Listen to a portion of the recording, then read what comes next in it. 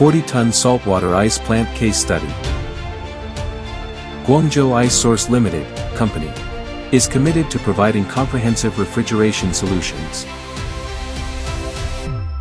This Brine ice block machine adopts Hornbell screw compressor.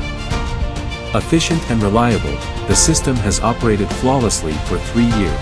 Above each ice-making pool, ice harvesting cranes are installed, allowing workers to manage the ice removal process effortlessly using a wireless remote.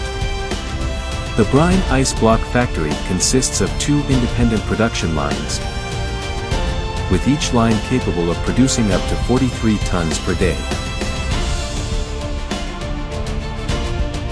The plant produces 430 blocks of 100 kilograms ice daily.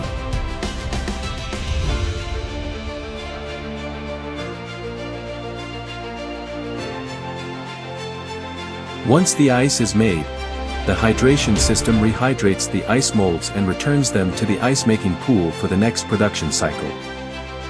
CBFI providing consulting to implementation of one-stop cooling solutions for all your cooling needs.